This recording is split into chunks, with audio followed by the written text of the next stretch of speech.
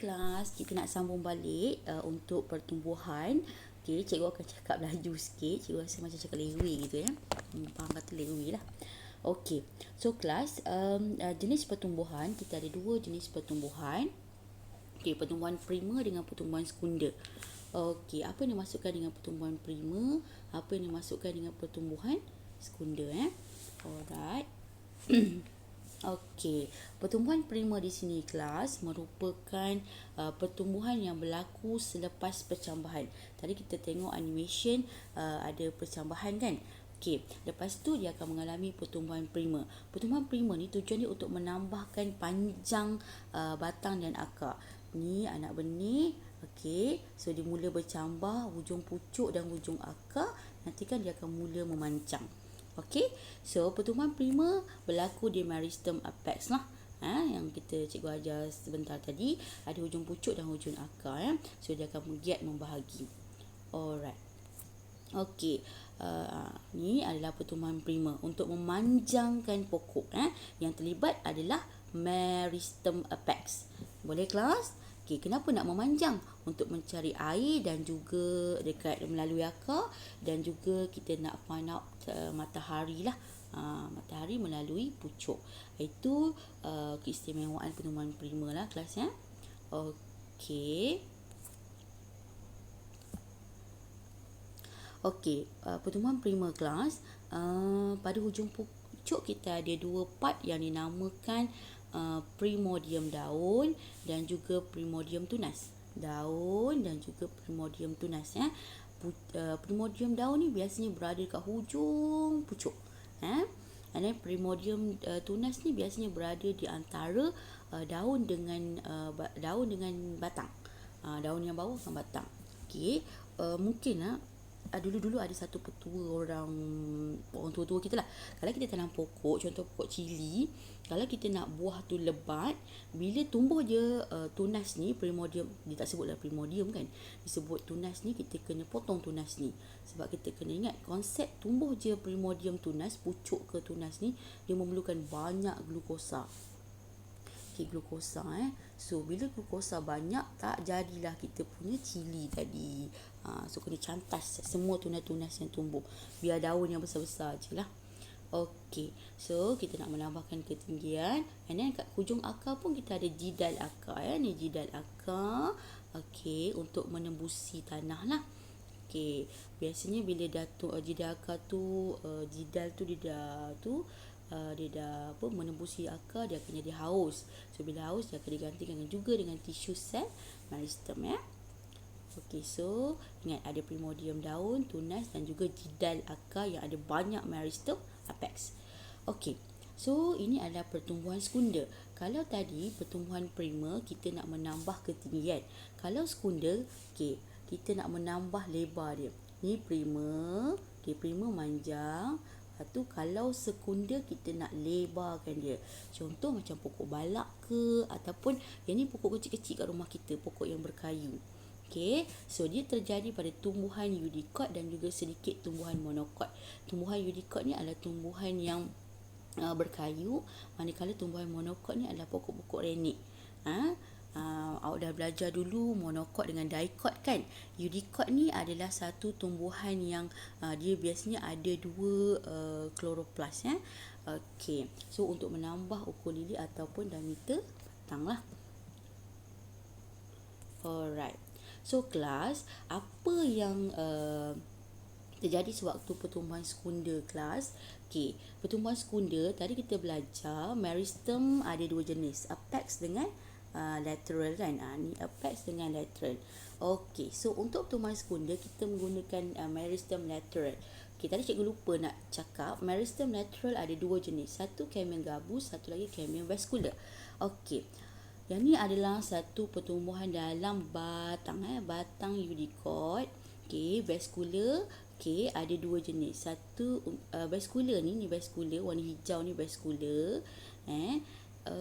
Dalam dia kita ada xylem. Okey, dan luar dia kita ada phloem.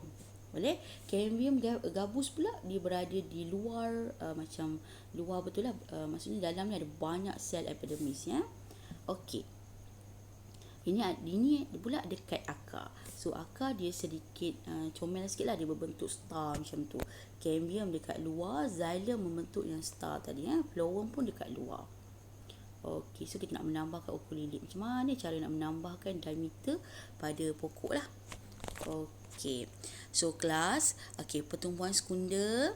Yang tadi cikgu ajar, vascular berada di xylem dengan phloem berada di tengah-tengah cambium vascular tadi ya. Okey, so cambium vascular juga cambium gabus yang dikawal oleh meristem lateral lah. Okey, so mari kita perhatikan macam mana cara pertumbuhan sekunda berlaku ya. Okey, pada tahun pertama kelas, ini adalah cambium vascular yang ada phloem dan juga xylem primer kan. Okey, masa ni cambium vascular akan giat membahagi secara mitosis ya. Okey, awak bayangkan contoh ni, gambar dia macam ni. Macam mana cikgu nak lukis? Okey, macam ni lah ni. Okey, antara ni ada ni cambium KB. Yang ni xylem mesti berada di dalam, phloem mesti ada kat luar macam ni.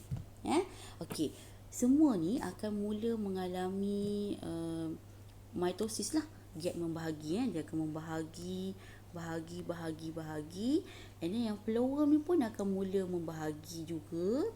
Okey, konsep phloem ni dia membahagi kat dalam Okey, xylem pun akan mula membahagi. Okey, so kelas kita tengok kat sini pada tahun kedua, cambium vascular ni dah mula besar lah kan. Xylem pun dah mula besar. Pasal xylem dah ada dua lapisan. Lapisan coklat tua ni, coklat tua dengan lapisan coklat muda kan. Phloem pun dah ada lapisan. Satu phloem sekunda yang warna mustard ni, phloem primer yang warna sedikit coklat lah. Okey, pada tahun ketiga kelas kita tengok kat sini xylem sekunda dah mula menebal. Okey, macam apa hasil akhir dia? Okey, ni ni lagi senang nak faham lah. Alright, ini adalah gambar rajah pertumbuhan sekunda Okey, yang cikgu ajar tadi, xylem primer, cambium vascular berada di antara xylem primer dengan xylem phloem. Okey, dia membahagi secara aktif secara mitosis lah. Okey, lepas tu cambium tadi dia membahagi dia akan membentuk gelang. Ni gelang Okey, gelang. Okey, dalam membentuk xylem baru dan ke arah luar membentuk phloem baru. Okey, apa yang terjadi kelas? Okey, tengok kat sini nombor 3 ni, 3. Okey, tadi cambium vascular membentuk gelang cambium. Okey, phloem juga membahagi, dia akan membentuk phloem sekunda. Okey, phloem sekunda mesti dekat dalam, phloem primer dekat luar. Okey, yang ni xylem sekunda dekat dalam. Xylem sekunda dia dekat dengan phloem, ni xylem sekunda kan, dia dekat dengan phloem sekunda dan dia dekat dengan gelang cambium, and then ni xylem primer. Okey, so kelas, apa jadi? Okey, cambium vascular tadi dah mula membahagi semua. Dalam masa sama, cambium gabus juga yang membahagi secara aktif tadi. Dia akan di sebelah luar dan sebelah cortex. Okey, apa yang jadi? Dia akan menyebabkan epidermis tu merekah. Maksudnya jadi kayu lah. Okey. Okey, cikgu lupa satu benda. Okey, kat sini juga xylem akan mula ditebali oleh lignin. Kalau awak tengok cerita Hunger Games waktu si perempuan tu kan ada pokok kan. Okey, dia spike kan macam satu alat tu. Dia spike kan alat tu, lepas tu keluar air. Okey, sebenarnya alat tu dah terkena xylem sekunda. Okey, xylem kita kata mengangkut air. So dia yang akan mengeluarkan air tadi. Boleh? Kalau dia macam, kalau tak dalam, dia spike tu kat luar je, yang keluar bukan air, yang keluar adalah macam getah. Itu daripada phloem. Sebab kita belajar phloem mengangkut bahan glukosa hasil daripada fotosintesis kan. Okey. So ini adalah di akar. Okey, sebenarnya kelas pertumbuhan sekunda pada akar ni sama juga untuk menambah ukur lilit. Okey. Kalau perasan kelas, gambar yang pertama di sini. Okey, ni gambar pertama. Okey, ada cambium vascular. Cambium vascular, yang ni flower, dia masih berada berdekatan dengan phloem prima dekat luar dan xylem prima dekat dalam. Warna pink tu xylem prima kan. Okey, pada tahun kedua, maybe okey, gambar kedua kita akan tengok kat sini. Okey, phloem prima, cambium vascular dan xylem prima dah mula giat membahagi. Kat sini daripada gambar macam ni, xylem prima dah mula membentuk bintang kan. Okey, cambium vascular dah mula mendekati satu sama lain, dia berada di luar xylem prima, dan phloem prima pun dah mula mendekati cambium vascular. Okey, gambar yang ketiga kelas. Okey, gambar ketiga kalau kita tengok kat sini.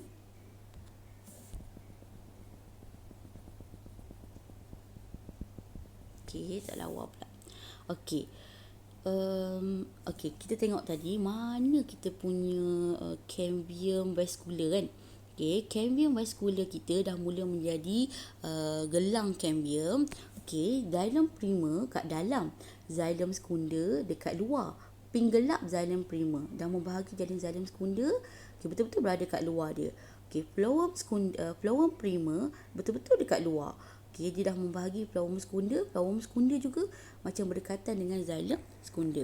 Warna biru ni kelas, itu adalah gelang cambium Okey, contoh pada tahun yang ke-5 ke, tahun yang ke-10 ke, kalau kita tengok kat sini, okey, xylem prima ni macam semakin ke dalam dan xylem sekunda dah mula membentuk macam satu gelang juga. Ini cambium vascular, phloem sekunda. Dalam phloem sekunda ni kat luar ni dah ada phloem prima. Dalam masa sama, cortex kita yang ada cambium gabus pun, ni cambium gabus pun dia akan mula membahagilah. Sebab tu kelas, kalau tumbuhan macam contoh balak, dia punya akar sangat tebal lah, kita tak boleh cabut lah kan. Okey, ini gambar untuk akar Ini gambar untuk akar lah. Alright. Okey, so kelas, ini adalah penghasilan xylem sekunda pada musim bunga dan musim panas. Kita boleh teka kat sini berapa tahun dah sebenarnya balak tu. Okey, contoh kat sini kelas kalau kita tengok kat dalam lori banyak balak-balak kan. Okay, kita boleh teka kat situ. Okey, tengok ni xylem sekunda pada warna cerah. Okey, maksudnya warna cerah ni untuk xylem sekunda waktu cerah lah. Okey, waktu gelap ni warna gelap. Okay, cara nak kira senang saja. Daripada jarak gelap ke gelap ni setahun. Maksudnya setahun, 2 tahun. Maksudnya setahun. Okey, ni setahun. 2 tahun. Kita kira je maksudnya kita kira je yang gelap tu ada berapa. Cikgu andai kan ada 1, 2, 3, 4, 5, 6, 7, 8, 9, 10.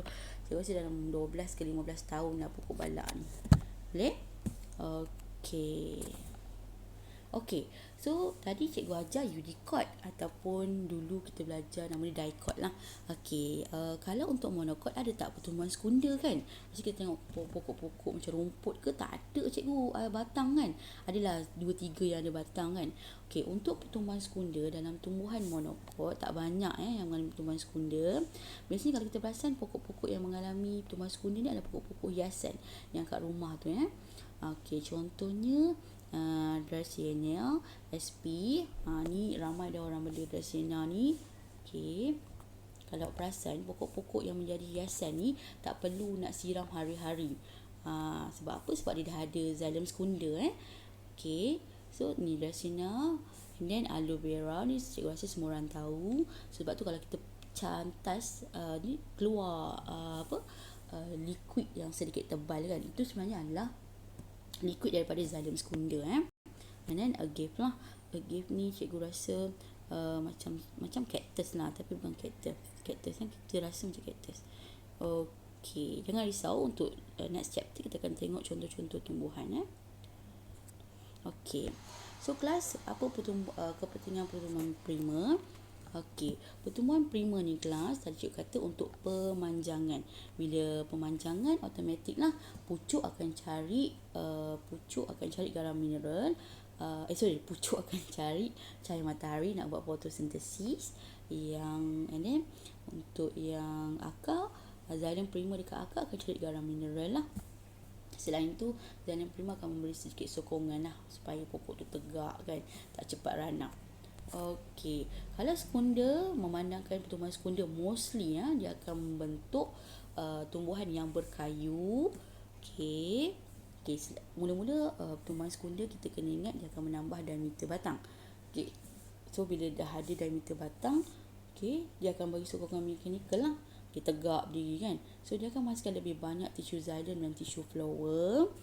Okey. So dia nak gantikan yang dah tua dan rosak.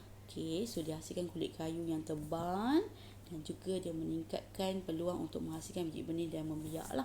Okey,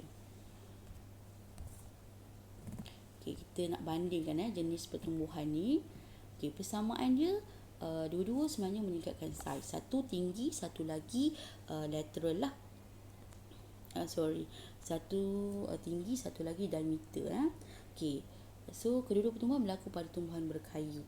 Primer tadi bila pertumbuhan primer kalau monokot je, contoh rumput-rumput je, dia akan dah terhenti, dah tak ada pertumbuhan sekunda. Tapi kalau tumbuhan berkayu memang daripada kecil sampai besar dia ada pertumbuhan primer dan sekunda lah.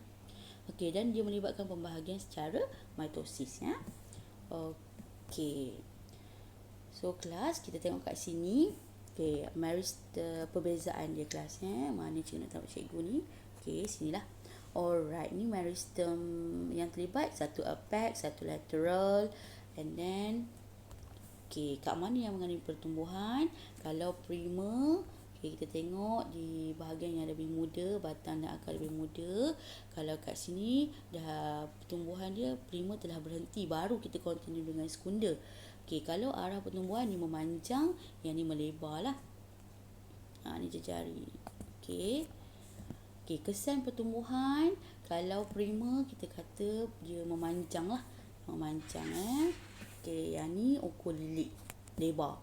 Tisu dan struktur yang terbentuk. Epidermis, cortex, tisu vascular primer. Kalau kat sini yang terlibat adalah kulit kayu, periderma. Ni semua kita akan belajar next.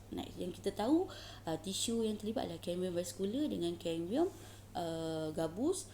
Untuk pertumbuhan sekunda dia akan membentuk ni lah, flowworm dengan xylem sekunda. Tisu berkayu, primer tak hadir, yang tumbuhan sekunda tisu berkayu hadir. Ketebalan, yang ni memang tak adalah kulit kayu nipis kan. Yang ni kulit kayu tebal. Kehadiran gelang tahunan, primer memang tak ada, sekunda memang ada gelang tahunan. So ni yang paling penting. Kenapa pertumbuhan sekunda perlu ada dari segi ekonomi. Alright. So pertama sekali kita tahu kepentingan pokok-pokok balak lah. Satu pokok balak ni biasanya harga dalam berapa ribu, 50,000 ke atas kan. Yang murah-murah pun dalam 10,000 kot. Even mak cikgu ada kebun getah pun, satu pokok getah tu pun dah mungkin mengambil harga 1,000 kot. So menghasilkan kayu balak seperti shore dan balan carpus, meranting dengan cengal lah, shore and balan carpus. So dia semua kayu yang kuat. Bila semua kayu kuat, bolehlah kita buat rumah bot ke, perabot ke, pagar ke, pintu ke, ikutlah. Biasanya tu perabot daripada pokok-pokok kayu balak yang mahal ni, mahal sikit lah harga dia kan. Cikgu tak mampulah. So menyebabkan perabot, kalau perasan gelang tahunan juga menjadikan perabot kita sedikit menarik, boleh jadi barang perhiasan. Selain daripada tu kelas, ada yang sedikit informatif yang best. Kalau kita tengok tumbuhan berkayu, kita boleh dapatkan resin dan juga minyak. So kita bolehlah buat minyak wangi, ubat-ubatan. Kan akar kayu, tongkat ali, kacik Fatimah, tu semua hasil daripada pertumbuhan sekunda. Minyak dia daripada resin dia. Dan tumbuhan juga boleh jadikan tumbuhan hiasan. Contoh ni pokok bunga rose, kan dia berkayu, even dia taklah sekayu pokok balak tadi. dan juga dia boleh menjana pendapatan lah ekonomi negara. So memang balak ni sangat berharga lah. So orang kalau kita nak terbang balak, kita kena ada lesen lah, bukan sebarangan orang. Dan juga banyak juga pembalakan haram. Bila pembalakan haram ni yang menyebabkan banjir kilat, sebab yalah pokok-pokok dah ditebang, tak diganti pula, kan. So dia dah tak ada cengkaman pada tanah. Okey. So cikgu stop kat sini untuk pertumbuhan pertumbuhan primer dan sekunder.